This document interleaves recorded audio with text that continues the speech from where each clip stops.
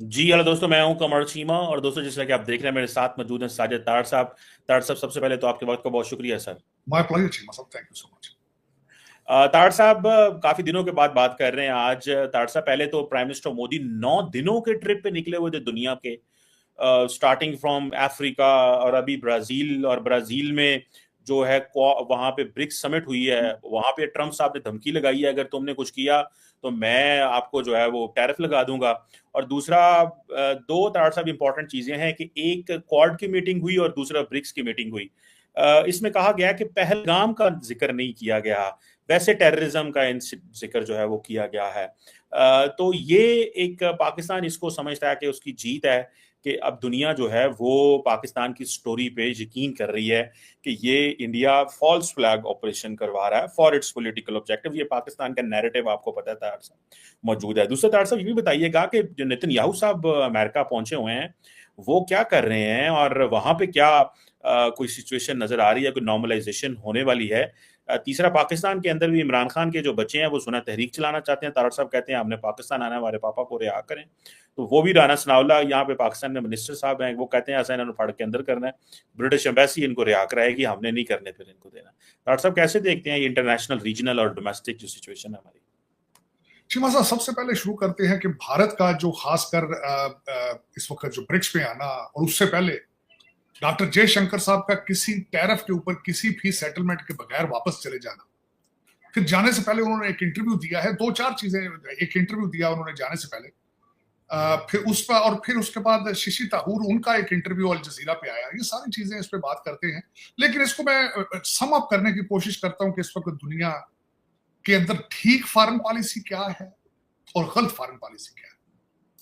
कल चीमा साहब, बीबी नेतन्याहू ने व्हाइट हाउस में आए, और इस वक्त सारा मीडिया, सारी दुनिया आगे पीछे सिर्फ उसको जो एक जो पिक्चर उसमें से खास एक निकाल के दे। उनकी दूसरी मीटिंग भी होगी, ये अभी आज की खबर है। स्टीव विटकॉफ ने कहा है कि जाने से पहले फिर एक दफा सीज फायर रिलेटेड मीटिंग होगी। कल वो आए, बीबी नेतन्याहू, उनकी मीटिंग एनएसए जो है, मार्को रूबियो जो इस वक्त एनएसए भी है और फॉरेन मिनिस्टर भी हैं, उनके साथ मीटिंग हुई। स्टीव विटकॉफ के साथ मीटिंग हुई, और फिर एशाया डोनाल्ड ट्रंप साहब के साथ। जो एक चीज निकाली गई, लोगों को दिखाने की कोशिश की गई है, वो ये है कि उन्होंने एक लेटर डोनाल्ड ट्रंप साहब को दिया, जो उन्होंने नोबेल पीस प्राइज कमेटी को लिखा। वो क्या है? वो खुशामद है। दुनिया की वाहिद सुपर पावर का जो इस वक्त जो की गाड़ी का ड्राइवर है, उसकी खुशामद की जा रही है कि देखिए जी, नोबेल पीस प्राइज। और डोनाल्ड ट्रंप साहब ने फिर इंडिया पाकिस्तान की बात कर दी वहां। दूसरी तरफ ना सिर्फ 8 दफा भारत ने ट्राई की है पाकिस्तान का नाम पहलगाम में डलवाने के लिए, 8 जगहों पे। चाहे वो क्वाड था, चाहे G7 थी, चाहे वो ब्रिक्स है, जो कुछ भी है, और 8 दफा पाकिस्तान का नाम उसमें नहीं लिया गया, नंबर 1।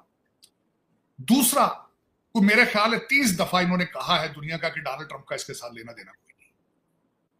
बल्कि डॉक्टर जयशंकर साहब ने वाशिंगटन डीसी में बैठ के भी इंटरव्यू में यही कहा है कि पाकिस्तान ने डायरेक्ट हमारी मिन्नतें तरले की थी खत्म करने के लिए, हम तो नहीं करना चाहते थे। अब आप इसमें से ये मुझे कंक्लूड करके बताएं कि डोनाल्ड ट्रंप साहब के साथ मेरा मकसद है कि आसान लफ्जों में, मैं पंजाबी का लफ्ज नहीं इस्तेमाल करना चाहता, कि डोनाल्ड ट्रंप साहब के साथ अब चलें, आप उनकी पोजीशन को अंडरमाइन करें, आप उनकी बयानिए को बार बार उसको रद्द करें कि Donald Trump has nothing to do, Donald Trump has nothing to do. इसमें से विक्ट्री किसकी होगी? फिर उसके बाद उन्होंने किया है, दूसरी चीजें भी साथ चल रही है। जो आपने कहा है, डोनाल्ड ट्रंप साहब ने कहा कि ब्रिक्स की पॉलिसी को जो अडॉप्ट करेगा उसके ऊपर 10% एडिशनल टैरिफ लगाया जाएगा। साथ ही Lindsey Graham, who is very close to the Donald Trump, उन्होंने कह दिया है कि जो रशिया से तेल लेगा उनके ऊपर 500% लगाया जाएगा। और तीसरा, ये अपनी किसी भी टैरिफ की सेटलमेंट के बगैर यहां से मायूस होकर वापस गए हैं। इसमें से आपको जीतता कौन नजर आ रहा है? बल्कि वाशिंगटन डीसी के अंदर चैटर्स चल रहे हैं कि दिन गिने जा चुके हैं डॉक्टर जयशंकर साहब के। यहाँ पे लोग बातें कर रहे हैं मुझसे। अब वो पता नहीं, इंटरनल मैटर है उनका, करें ना करें, उनका जाती चीजें हैं उसमें। जो डिफेंस के लिहाज से जो तैयारी है, अभी ऑपरेशन सिंदूर जारी है। वो कहते हैं ये तो मेरे साल हो सकता है 20-25 साल आगे मजीद जारी रहेगी, क्योंकि ऑपरेशन सिंदूर 1947 से जारी है। मैं अगर इसमें करेक्शन करना चाहूँ, ऑपरेशन सिंदूर आगे भी 77 ईयर्स ही चलेगा। बल्कि मैं उसके बाद प्रोग्राम आपके साथ आज कर रहा हूं। इस दरमियान में एक नई चीज भी हुई है कि कहा जा रहा है, सुना जा रहा है कि पाकिस्तान की हॉकी टीम एशियन गेम्स के लिए इंडिया जाएगी, जो कि मेरी रिकमेंडेशन है कि नहीं जाना चाहिए। अच्छा, नहीं जाना चाहिए। एब्सोल्युटली नॉट चीमा साहब, एब्सोल्युटली नॉट। सेफ्टी के पॉइंट ऑफ व्यू से, सेफ्टी के पॉइंट ऑफ व्यू से जिस बड़ी मेहनत के साथ पिछले 20 साल पाकिस्तान के खिलाफ जो नफरत थी, जो मैं नहीं जज कर सका चीमा साहब, मेरी अपनी असेसमेंट गलत है, मैं नहीं जज कर सका। मैं खुद डिनायल में था 2 नेशन थ्योरी के, लेकिन मैंने खुद 10 मई को जो देखा है चीमा साहब, मैं इस चीज को तस्लीम कर चुका हूं कि it is impossible to live together. जिसे नफरत मैंने खून लोगों की आंखों में देखा है, जो यहां तक कहते रहे थे कि चीख चीख के हमें चीखें, हमें खून नजर आना चाहिए, चीखें, फलां का सर चाहिए, फलां का सर। चीमा साहब, बंबई में और छोड़े, मुंबई के अंदर आपके मस्जिदों में लाउड स्पीकर बंद कर दिए गए अभी पिछले हफ्ते की बात, पिछले हफ्ते बंद कर दिए गए चीमा साहब। फौजिया कुरैशी को जो कहा गया कि दहशतगर्द की बहन है, तो वहां पे तो 25 करोड़ बैठे हैं दहशतगर्द, इधर से जाएंगे तो आपकी हॉकी टीम के साथ क्या करेंगे? बर्दाश्त कर पाएंगे उनको स्टेडियम के अंदर? आप क्या सोचते हैं? जरा खुद प्रैक्टिकल देखें आप, मतलब इज इट पॉसिबल कि आपकी हॉकी टीम को वहां खेलते हुए बर्दाश्त कर पाएंगे वो? अच्छा, उसको भी छोड़ दें, आपकी उनकी मूवी दिलजीत दोसांझ की मूवी है, अगर उसकी एक्ट्रेस को बर्दाश्त नहीं किया जा रहा, तो लाइव खिलाड़ियों को किस तरह बर्दाश्त करेंगे? आप सोच सकते हैं ये चीज? चीमा साहब, मैं सारी जिंदगी खुद ये सोचता रहा हूं, पंजाब यूनिवर्सिटी में पढ़ने के बाद, हिस्ट्री की किताबें पढ़ने के बाद, मैं खुद इस हक में नहीं था कि फॉरेन इन्वेडर जो आके मारते रहे हैं, जबरदस्ती जो करते रहे हैं, लेकिन जो आज हो रहा है चीमा साहब, उन्होंने ज्यादती की, फॉरेन इन्वेडर जो आकर जबरदस्त लोगों को जबरदस्ती मारते कूटते रहे, मंदिरों को तोड़ते रहे, मैं कंडेम करता हूं, आज भी कंडेम करता हूं। लेकिन जो आज हो रहा है चीमा साहब, सोशल मीडिया पे जो आप देख रहे हैं इस वक्त, is it safe for the Pakistani players to go there? जो अब मैं सबसे बड़ी खबर क्या बनी थी पाकिस्तान भारत की जंग के बाद, उसके बाद दूसरा बड़ा वाकया था इजराइल और ईरान की लड़ाई। सारी दुनिया के टीवी चैनलों के ऊपर पिछली खबरें छोड़ के तवज्जो उधर चली गई थी, लेकिन इंडिया कहां खड़ा? आज इंडिया की फॉरेन पॉलिसी का सिर्फ और सिर्फ एक ही चीज है, हाउ टू डिस्ट्रॉय पाकिस्तान। रुक गए उसके ऊपर, पाकिस्तान के ऊपर पूरी दुनिया एक साइड पे चली गई। वो आज कहां खड़े हैं? जहाज गिरे हैं कि नहीं गिरे? आज भी वही खड़े हैं। जंग किस तरह रुकी है? आज भी वही खड़े हैं। हर चीज को मोड़ तोड़ के पाकिस्तान के ऊपर, हर चीज को मोड़ तोड़ के पाकिस्तान के ऊपर। भारत की फॉरेन पॉलिसी में आज सिवाय पाकिस्तान के कुछ भी नहीं, कुछ भी। रुक गए आके पाकिस्तान के ऊपर। लेकिन चीमा साहब, ये पता नहीं फिर कैसी फॉरेन पॉलिसी है, ये कैसी आइडियोलॉजी है कि सियासत है तो वो भी पाकिस्तान दुश्मनी, फॉरेन पॉलिसी वो भी पाकिस्तान दुश्मनी, हर चीज के ऊपर इतना छोटा कर दिया इन्होंने अपने आप को। मैं तो समझता था they are huge, they are big.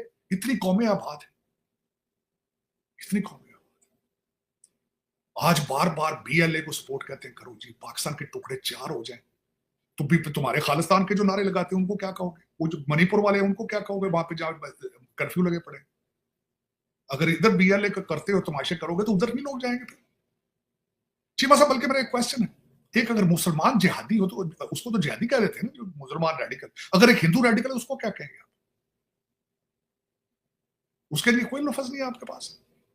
एक अगर हिंदू है, वो खून देखना चाहता है पूरे पाकिस्तान का, इंक्लूडिंग 25 करोड़ इंडिया में जो मुसलमान है, उनके गर्दनें कटना देखना चाहता है, या कन्वर्ट हो जाए, वो घर वापसी हो जाए, उसको क्या कहेंगे आप? Do you have a name for that? यही अफसोस है, यही अफसोस है कि दुनिया का टारगेट इस वक्त यही है। रेडिकलाइजेशन सिर्फ लगाई जाती है तो सिर्फ इस्लाम के ऊपर लगाई जाती है। यही दुनिया की ट्रेजेडी। अगर कोई क्रिश्चियन है, अगर ज्यू है, बच्चे मार रहा है, उसको क्या कहेंगे? उसको क्या कहेंगे? कोई नाम नहीं पूरी दुनिया के पास। लेकिन चीमा साहब, मैं ओरिजिनली, लोग कहते हैं मेरा असली चेहरा, कई कहते हैं ये है वो है, लेकिन असली चेहरा नहीं है चीमा। मैं डर गया हूं 10 मई वाले दिन, मैं डर गया हूं। मैं पहले 1947, मैं तो उस वक्त जिंदा नहीं था, मैं कहता था किस तरह हुआ ये? मैंने देखा अपनी आंखों से चीमा साहब, अपनी आंखों से देखा, मैंने आंखों से देखा, लोगों के रवैये बदलते देखे, लोगों को, मैंने अपने दोस्तों को एंटी पाकिस्तान, एंटी मुसलमान होते देखे अपनी आंखों से। और मैं नहीं समझता था कि ये इस तरह रवैये इंसानों के तब्दील होने चाहिए, लेकिन मैंने I witnessed, I have seen it. मैं आज I believe in two nation theory कि वो can not live together, period. बल्कि मैं दोस्तों से, भारतीय दोस्तों से भी मैं रिकमेंड करूंगा, कोशिश करो उन 25 करोड़ लोगों के साथ मिलकर रहो। 1 करोड़, एक हो सकता है 1 करोड़ 2 करोड़ तुम कन्वर्ट कर लो, लेकिन दूसरे के मारोगे उनको, डिपोर्ट करना करो यार, उनको करना जल्दी करो। फिर पाकिस्तान में एक नया पाकिस्तान 2 बनाओगे अपने भारत के अंदर, क्या करो, उसका क्या सोल्यूशन? मैं मानता हूं they are not fighters, they are not fighters, they are spread मुख्तलिफ एरियो में, छोटे छोटे हैं, ज्यादा दलत शायद वो कन्वर्ट हुए हैं सारे। आप मारते हो, बर्दाश्त कर जाते हैं, लेकिन चोक करोगे तो क्या करें, फिर किधर जाएंगे, क्या करें? You don't have any choice except living with them. Pakistan से तो निकाल दिए, थोड़े से थे हिंदू, वो निकाल दिए उन्होंने, मैं तो खिलाफ था उसके। थोड़े बहुत थे भागने की, कहीं गए इंडिया, फिर वापस आ गए, वहां भी नहीं रह पाए। यहाँ तो है बहुत थोड़े, 25 करोड़ थोड़ी, 25 करोड़ लोगों का क्या करना? चीमा साहब ये सोचते नहीं, पता नहीं क्या बात है कि कौन से थिंक टैंक है इनको बता रहे हैं कि इन 25 करोड़ लोगों को मारो और वोट लो और फिर you will live happily forever. It is not, this is not how it is, this is not.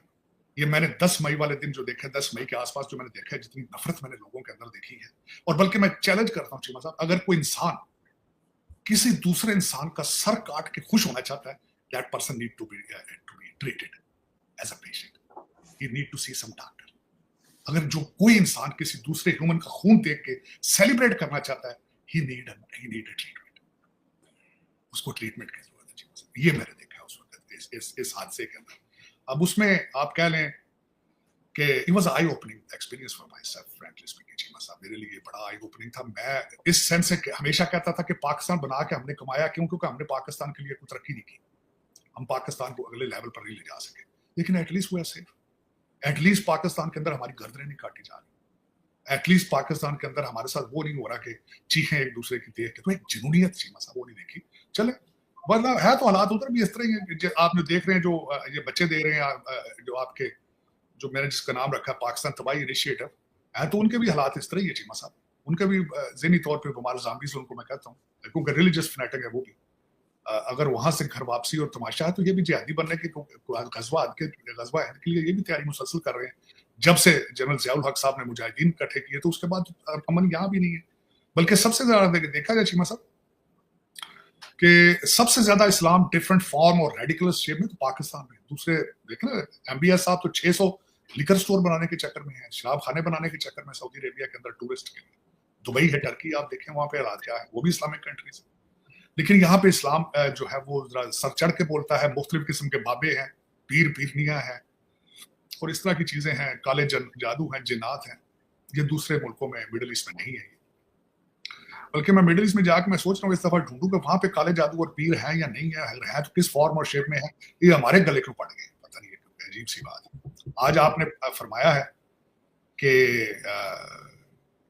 बच्चे आना चाहते हैं मुर्शद पाक के यहाँ पे, लेकिन घर भी बर्दाश्त कर पाएंगे वो? तो दे आर रिचेस्ट गोल्डस्मिथ के वो ग्रैंड किड्स हैं, they are born billionaire. How can they live in Pakistan जहाँ पे इतनी बदबू है, चीजें किस तरह बर्दाश्त करेंगे? और मुर्शद पाक ने खुद कहा था कि उनको नहीं आना चाहिए, this country is not safe for them. ये खुद मुर्शद पाक ने कहा था। चले, राना सनाउल्लाह साहब ने, मैं वैसे कई दफा साफ्ट हो जाते हैं वो राना साहब, बहुत अच्छा जवाब उन्होंने दिया है कि आएंगे तो फिर गिरफ्तार होंगे। जाहिर है Pakistan have to move forward, पीछे नहीं लेके जाना अब बुजदार या इस तरह के लोग, we don't need them anymore. अब पाकिस्तान बड़ी मुश्किल से स्टेबिलिटी, कल परसों की मैं स्टॉक मार्केट देख रहा था, they are performing very good और Pakistan is rising. Matter of fact 10 मई जो था इस तरह ही था जिस तरह 14 अगस्त वाले दिन हुआ था कि लोग एक दफा पाकिस्तान बना था, अब 10 मई को पाकिस्तानी फिर एक दफा पाकिस्तानी बने। मैं पहले कहता था, अल्लाह कहता था कि पाकिस्तान में पाकिस्तानी कोई नहीं, मैं कहता था, लेकिन मैंने उस दिन 10 मई वाले दिन पाकिस्तान में पाकिस्तानी देखे चीमा साहब। उसी पाकिस्तानी ने अगले दिन एक तकरीर भी की है आपके नस्ट के अंदर जाके। उसने कहा जेड़ा साढ़े वाल वेखेगा असी उस हिसाब में जवाब देंगे, इट का जवाब पत्थर ना देंगे। और चीमा साहब इस वक्त, और मैं जिस तरह भेजा कहता था चीमा साहब, अफगानिस्तान की मिसाल देता था अपने सारे प्रोग्रामों में कि जंगें जज्बों से होती है, हथियारों से नहीं होती। अब वो जज्बे वाला एक बंदा है इस वक्त पाकिस्तान में जिसके बारे में बड़ी बड़ी रिपोर्टें लिखी जा चुकी हैं कि वो मारेगा या मरेगा, मिडल का रास्ता उसके पास नहीं। तो this is what the world needed, Pakistan needed it. Pakistan को एक ऐसा बंदा चाहिए था। मैं कहता था चीमा साहब, एक और चीज यहाँ पे कोड करना चाहूंगा फिर दोबारा, मैं कहता था पाकिस्तान को मोदी चाहिए। Modi Saab is a radical. Modi Saab is a nationalist. We got our Modi now. We got our Modi now, who's nationalist, who will die for Pakistan. So वो कहते हैं ना कि अब टक्कर के लोग एक दूसरे के सामने हुए, जिस तरह वो हमारे इमरान रियाज साहब का बड़ा मशहूर फिक्रा था कि तुम्हें टक्कर के लोगों से वास्ता पड़ा है, तो वो पहले टक्कर के लोग नहीं थे चीमा साहब. That's what I was not with Pakistan. टक्कर के लोग नहीं थे, उनका जीना मरना पाकिस्तान में नहीं था. उनके बच्चे सारे लंदन में थे चीमा साहब, जिन लोगों को मैं हमेशा क्रिटिसाइज करता रहा हूँ, आज भी करूँगा. वो 25,000 ब्यूरोक्रेट जिनको मैं हमेशा कहता था ये ब्रिटिश एजेंट है, मैं आज भी उनके साथ नहीं. मैं पाकिस्तान के खिलाफ नहीं हो सकता क्योंकि मैं पाकिस्तानी हूँ चीमा साहब, मैं सिस्टम के खिलाफ था, उन लोगों के खिलाफ था जो उन्होंने उस सिस्टम को यरगमाल बना रखा है पाकिस्तान, उस सिस्टम के खिलाफ था, और आज भी उसके खिलाफ. हाँ, अगर ना उम्मीद हुआ तो I will change my opinion. Human we change our opinion with our experiences. जो हम देखते हैं, जो हम लर्न करते हैं, we are going through the learning process. ये तो आखिरी दिन मरने तक आप लर्न करते हैं चीज. स्टूडेंट है वो नई से नई चीजें देखता है. मैं हिस्ट्री की किताबों पे बिलीव आज भी करता हूँ, लेकिन मेरी ओपिनियन बिल्कुल 10 मई दिन वाले दिन चेंज हुई है. हाँ अच्छा, मैं वो आप बल्कि एक चीज में भूल ही गया चीमा साहब, बहुत बड़ी बात की गई है कि पाकिस्तान ने क्या लड़ना था. हमारी तो 3 मुल्कों के साथ लड़ाई थी. चाइना का सारा माल था. 150 इजरायली नहीं बैठा था इंडिया में आके. 150 इजरायली था बैठा, सारे ड्रोन वो उड़ा रहे थे. आपका S-400 आपने कलकत्ते में बनाया था, रशिया से बन के आया था. आपके जहाज कहाँ के बने हुए थे? फ्रांस के थे. 3 कंट्रीज तो आपके भी साथ थी. आपकी लोकल एक भी चीज नहीं थी. आप कहते हो चाइना ने आके लड़ा, तो वहां आपके साथ भी तो फ्रांस, इजराइल और रशिया खड़ा हुआ था Cheema sahab ji. How dare you say that कि यहाँ पे चाइना तो पता नहीं क्या क्या था तमाशा. यहाँ पे तो आपका भी कौन सी टेक्नोलॉजी अपनी थी, आपकी भी सारा कुछ बाहर से आया, आपका भी कोई लोकल चीज नहीं थी. बल्कि 150 इजराइल के आगे बैठ कर ड्रोन उड़ा रहा था इंडिया में से. ये तो पता नहीं. फिर हाँ, खुद फरेबी है, अभी तक तैयारी नहीं मानते गिरे. कहते गुजरात समुद्र लाहौर के नाल कहते सी पोर्ट है, चलो करने दो. वहां से गलती सबसे बड़ा गलत 2 चीजें होती चीमा साहब. पाकिस्तान में मुर्शद गलती नहीं कर सकता. उसने 3.5 साल उस्मान बुजदार को अभी तक गलत नहीं तस्लीम कर दिया. और दूसरी साइड पे ये है कि उधर भी वो एक बंदा वो झूठ ना बोल सकता है ना गलती कर सकता है. वो तो रब का अवतार.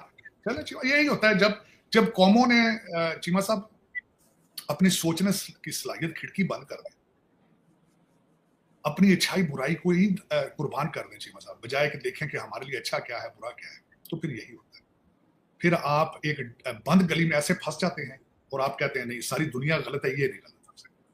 ठीक है, अगर इस तरह है तो फिर मेरे ख्याल में तो चलना चाहिए. पाकिस्तान मेरे ख्याल में तो चीमा साहब इस वक्त पाकिस्तान में गलती की गुंजाइश मौजूद ही नहीं है, और मैं नहीं समझता कि कोई भी यहाँ पे मूवमेंट चल पाएगी, ना चलने की सलाहियत रखती है. बल्कि आज की खबर थी कि 27 जर्नलिस्ट हैं, उनके यूट्यूब चैनल्स और दूसरी चीजें बंद हो रही है. मैं बड़ा इस पर खुश हूँ. ठीक है, करना चाहिए बिल्कुल. दुनिया के कौन सा कोना है चीमा साहब, आपका नहीं है, आपके चैनल बंद है तो इंडिया में बंद है, तो यहाँ पे बंद होना चाहिए. वहां पे थापर साहब के ऊपर FIR हो सकती है सिर्फ एक प्रोग्राम करने पे, तो यहाँ क्यों नहीं हो रही है? यहाँ पे क्यों नहीं FIR और केस हो रहे? करने चाहिए. 2700 के करीब उन्होंने ट्विटर हैंडल्स इंडिया में बंद किए हैं. तो आपके सिर्फ 27 अभी सोच रहे हैं. मैं तो चाहता हूँ उनको 4-5 हजार बंद करेंगे, यूट्यूब बंद करें और ये ट्विटर बंद करें. शाम को वैसे टांट पड़ नहीं, इनके तो हल्के ही नहीं, बंद करें. देखिए, आपको मुल्क चाहिए या इनकी ओपिनियन चाहिए? ये लोगों की चांद जो बाहर से इनकम जिनकी. और चीमा साहब दुख वाली बात है, मेजॉरिटी इनमें से तालीम याफ्ता नहीं है. उर्दू में ट्वीट करते हैं, उर्दू में सारा कुछ करते हैं. एक सिंगल किसी की सलाहियत नहीं. मैं यहाँ देख रहा हूँ जो सारे प्रमोट कर रहे हैं वो high school FA BA Urdu में ट्वीटिंग करते हैं. इंग्लिश में ना ट्वीट करने की वो सलाहियत रखते हैं, ना उनके सपोर्टर जो है इंग्लिश में ट्वीट पढ़ने की सलाहियत रखते हैं. समझ तो चीमा साहब, हकीकत मैं हमेशा कहता हूँ आप को पाकिस्तान चलाने वालों को थोड़ा सा स्टेप अप करना पड़ेगा, सीखना होगा. चीमा साहब, यहाँ पे भी ना 6 जनवरी की सजाएं 18 साल थी चीमा साहब. आपने 9 मई की सजाएं भी नहीं दी.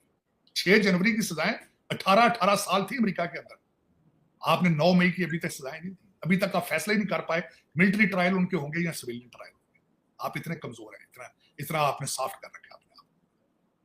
तो ये यहाँ पे चीमा साहब फेसबुक के ऊपर ना, फेसबुक के ऊपर कोई चीज लगाने थे, लॉ एनफोर्समेंट शाम को घर आ जाती थी अमेरिका में. 2700 चैनल तो उधर बंद है ना, मैं अमेरिका की बात कर रहा हूँ. तो ये आपको चाहिए थोड़ा स्टेप अप करें. आपने ये जो चंद गैर तालीम याफ्ता जो है ना इखलाक से जो फारिग है, इनको थोड़ा सा कंट्रोल करें. ये अपने आप के लिए ठीक नहीं, खतरनाक है, सोसाइटी के लिए खतरनाक. क्योंकि सिर्फ इनकी तरबियत क्या है? बदतमीजी के अलावा दूसरी चीज कोई चीज. सिर्फ बदतमीजी, गालियां एक दूसरे को, आवारगी, सारा जो कौम को सबसे बड़ा तोहफा मुर्शद ने दिया है कि उन्होंने इनमें से हया और रिस्पेक्ट छीन ली। जो जितनी मोटी गालियां गंदी देता था उसको बड़ी मिनिस्ट्री देकर अवार्ड दिया जाता था। ये तो एक मॉरल डॉक्टर साहब वो आप बात सही कर रहे हैं, वो तो खैर वो तो उनकी तो गालियां देने वाले को रिवॉर्ड देते थे इमरान खान साहब। डॉक्टर साहब ये ट्रम्प साहब को क्या हो गया है? वो हर रोज, आज मार्को रूबियो कह रहे हैं कि जनाब हमने इंडिया पाकिस्तान का कॉन्फ्लिक्ट जो है वो ठीक कराया। अब पहले ट्रम्प साहब रोज कहते थे, अब मार्को रूबियो रोज ये कहते हैं कि जनाब हमने भारत और पाकिस्तान की जंग बंद कराई। अब दो बंदे तो झूठ नहीं बोल सकते ना तारड़ साहब। और अगर ये अमेरिका को डायरेक्ट ये कह रहा है भारत के नहीं आपने कुछ नहीं करवाया, तो ये तो बहुत बड़ी ओपन जंग है। और दूसरा तारड़ साहब ये बताइएगा, अभी मैं थोड़ी देर पहले as we are speaking Donald Trump साहब ने ये कहा है कि जो ब्रिक्स है they will pay 10% additional tariff अगर आप ब्रिक्स के मेंबर हैं, और सिर्फ अगर आप ब्रिक्स के मेंबर हैं तो 10% टैरिफ आपको देना पड़ेगा। तो ये भी एक नई शर्त लगा दिया। तो तार साहब ये तो सारे शुक्र है अभी तो हम नहीं है ब्रिक में, लेकिन ये इंडिया चाइना रशिया ने तो ना फाड़ लिया और इधर आओ मेरा पुत्र। नहीं चीमा से दर हकीकत अगर देखा जाए तो इस चाहे जिस तरह भी ये देखिए डोनाल्ड ट्रम्प साहब is still the president of the sole super power on the planet, अभी तक देखा जाए तो इसमें कोई शक नहीं। और दूसरा आपकी दर हकीकत ये होता है कि इस वक्त मैंने आपको पहले भी कहा था कि मैं समझता हूं कि भारत को अपने प्लान बी पे चले जाना चाहिए था। नहीं जा रहे हैं तो उनका अपना नुकसान कर रहे हैं, अपना करेंगे, मजीद नुकसान करेंगे। दूसरा लेकिन चीमा साहब एक खतरनाक हालत ये आ रही है जो आपने तो इस बात जो मेरे जो अपने इस वक्त जो एनालिसिस है कि बिहार के इलेक्शन और उसके बाद जो उनकी आरएसएस की 100 साल जो तकरीबात हैं, ये बड़ा खतरनाक पीरियड है। ये जो दूसरी साइड से बार बार ये आपके सिंदूर जो बार बार वो कहते हैं कि स्टिल इज ऑन, और जिस तरीके से असला खरीदने की कोशिश की जा रही है, उसी के जवाब में आपके आर्मी चीफ साहब जो है उन्होंने नस के अंदर कई रिपोर्टों की बेस पे ये कहा गया, वरना इतने सख्त अल्फाज इस्तेमाल करने की जरूरत नहीं थी। लेकिन ये कि आपका जो अभी तक तसादम है, ये जो भारत जितना जख्मी है इस वक्त, दो प्लान इस वक्त किए जा रहे हैं। या तो पाकिस्तान के अंदर दहशतगर्दी को इतना प्रमोट किया जाएगा थ्रू द बीएलए और टीटीपी कि Pakistan should have will retaliate itself. एक प्लान ये होगा, या दूसरा अटैक करेंगे पाकिस्तान पे।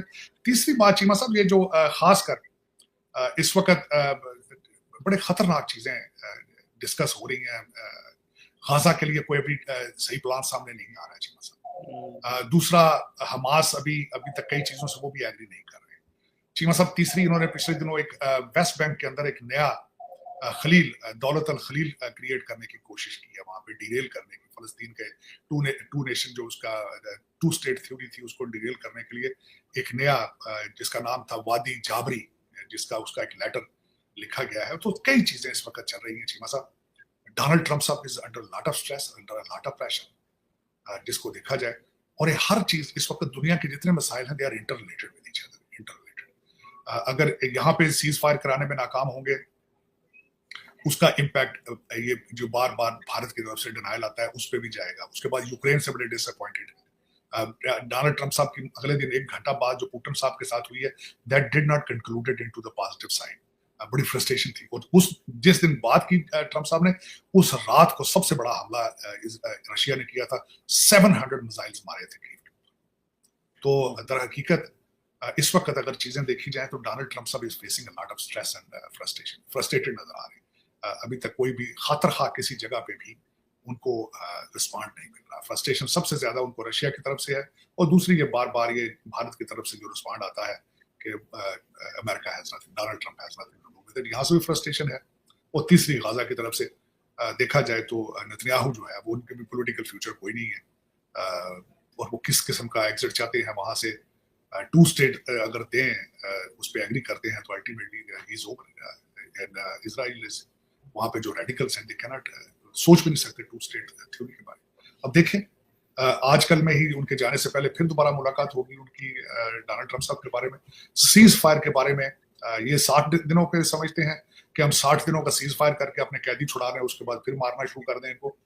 दूसरी साइड पे वो चाहते हैं कि we need a permanent answer on it, जिसके और टू स्टेट के बारे में कोई ना कोई अब्राहम अकॉर्ड के ऊपर जल्दी है, लेकिन अब्राहम अकॉर्ड जो है उसके साथ रिलेटेड है सऊदी अरेबिया और दूसरे जॉर्डन और इजिप्ट और दूसरे यूएई कि वो चाहते हैं कि 2 स्टेट डिक्लेयर करें तो फिर हम अब्राहम अकॉर्ड के साथ आगे जाएं, लेकिन things are complicated, very complicated, very complicated. Doctor साहब, पाकिस्तान के अंदर एक बात की जाती है आजकल, एक आखिरी सवाल आपसे कर लूं कि इंडिया और इजराइल मिलकर पाकिस्तान पे हमला करेंगे क्योंकि ऑपरेशन सिंदूर, ये पाकिस्तान का मीडिया बड़ा डिस्कस करता है, ये पता नहीं इसमें क्या हकीकत है। आपको क्या लगता है कि इजराइल चलो सपोर्ट तो करता है इंडिया को, लेकिन आपको लगता है कि इसकी पॉसिबिलिटी मौजूद है, एज प्राइम मिनिस्टर मोदी ये कहते हैं कि operation Sindoor is going on? देखें, उसमें चीमा साहब 2 चीजें, एक तो भारत ने पहला हमला बालाकोट वाला किया था इस चक्कर में कि जिस तरह उसामा बिन लादेन को लेने के लिए अमेरिकन चले गए थे एबटाबाद, वो समझते थे कि हम भी उसी डॉक्ट्रिन के जरिए जाके जो मर्जी हम अंदर आगे घुस के कर ले, उसी के ऊपर बार बार कहा जाता था कि हम घुस के मारेंगे, घुस के मारेंगे, ठीक हो। उसके बाद चीमा साहब जब आप अपने आप को समझना शुरू कर दें कि हम अमेरिका से भी बड़े हुए, लार्जर देन वर्ल्ड, अब ये दूसरा जो ऑपरेशन जिसपे रिसेंटली हुआ था चीमा साहब, उसमें भी वो समझते थे पाकिस्तान इज गाजा। हम जब दिल चाहे उठे, देखें ना, उसका सबसे बड़ी एक बहुत बड़ा रिटेली आप देखें, मोदी साहब ने कहा कि हमने हमला किया, पाकिस्तान ने वापस हमला कर दिया, कि हमें हमला करना चाहिए था तो पाकिस्तान को कुछ भी नहीं करना चाहिए था। वो कुछ नहीं, कौन नहीं कर, वो गाजा वाले कुछ नहीं कर पाते, वो आते हैं, मारते हैं, सुबह शाम चले जाते। So this is what the expectations were, कि हम जाएं 6-7 शहरों में हमले करें, अपने सारे पे लोड फेंकें, मारें जो कुछ, और शाम को ये कहते thank you so much, thank you so much. तो चीमा साहब दर हकीकत, और ऐसे ही होना था अगर हमारी पिछली आर्मी के जो हेड थे, जिस तरह के वो कहते थे हमारे टैंकों को जंग लग चुका है, हमारे पास डीजल जंगों का नहीं है, जो जंग लड़ने से पहले ही हार चुके थे, जो जंग का नाम लेने से भी डरते थे। हमारे मुर्शद पाक ने असेंबली में खड़े होकर कहा था मैं उन जंग शुरू कर दें, तो इसने की है ना, इस वज़ीर आज़म ने भी तो की है ना, हमला तो किया है ना, फिर वही नहीं हमला की, जंग शुरू, लेकिन चीमा साहब जंग का जवाब जंग से दिया गया ना। नहीं नहीं, बिल्कुल सही बात, चीमा साहब जंग का जवाब जंग से दिया गया, आर्मी चीफ ने तुड़ा पाट दिया सर, कोई बात शक नहीं है। चीमा साहब इस वक्त नहीं, इसमें चीमा साहब खासकर जो बात इस सऊदी फॉरेन मिनिस्टर सुन के गया था, जो सालसी के लिए आया था, जो रिस्पॉन्ड वो लेकर गया था चीमा साहब, वो एक फौजी का रिस्पॉन्ड, एक पाकिस्तानी फौजी का रिस्पॉन्ड था। तो वो मैं यही तो कहता हूँ कि मैं जिस तरह दुआ करता था, मैं हमेशा कहता था पाकिस्तान को भी मोदी चाहिए, we got Modi now in Pakistan. वहां पे रेडिकलाइजेशन है, यहाँ पे भी रेडिकलाइजेशन। वो कहते हैं भारत माता की जय, ये भी कहते हैं पाकिस्तान हमेशा जिंदाबाद। तो ठीक चीमा साहब, तो फिर इस तरह ही होता है, इस तरह ही होना चाहिए मेरे ख्याल में, डू और डाई इस तरह ही होना चाहिए चीमा साहब। इस तरह तो नहीं कि आप घर आएंगे तो आगे वो पुल हार डालेंगे आप, पहले तो ये होता रहा था आपके पास। लेकिन अब चीजें दे आर डिफरेंट पाकिस्तान। और तीसरी जगह इतनी नफरत, इतनी जितनी मैंने नफरत देखी है, मैं खुद इस हक में नहीं हूँ, ह्यूमन सफरिंग के मैं आज भी खिलाफ हूँ, मैं सख्त खिलाफ हूँ। मैं किसी जानवर की सफरिंग नहीं देख सकता, लेकिन आप ये कहें कि आप बिल्कुल किसी के घर जाके उसकी सेल्फ रिस्पेक्ट और उसके बच्चों को मारेंगे, उनके ऊपर अटैक करेंगे, अब ये कुछ, और जाती दफा आप आपके गले में हार डाल के कहेंगे थैंक यू सो मच, इस तरह नहीं होगा। गाजा के पास भी है कुछ नहीं, बेचारे तो भी पटाखे मार दिया आपने, सुसाइड बॉम्बिंग सारी कुछ तो फलस्तीन से शुरू हुई चीमा साहब। लेकिन ये this is wrong, whatever is going on is not good for the humanity, is not good. 21st century में इस तरह की हरकतें, इस तरह की सोचें नहीं होनी चाहिए। मार शार के सारा कुछ, फिर अगर टेबल पे बैठना है तो माओ के बच्चे क्यों मार के टेबलों पर बैठते हो, फिर पहले ही बैठ जाओ टेबल पर, पहले ही डायलॉग कर लो। यस, लेकिन ये एक अफसोस की बात है, अना है जब हमने सीखा ही कुछ नहीं चाहिए। गार की दुनिया में, पत्थर के जमाने में आज भी रह रहे हैं। मैंने आपको जिस तरह कहा था कि जिस तरह हमारे हिंदू राजे जाके पठानों को बुला के लाते थे, मिन्नतें तरले करके आके मेरे साथ वाली स्टेट को मारो, आज भी यही हो रहा है। मैंने आपको कहा नहीं था उस दिन, आज भी यही हो रहा है।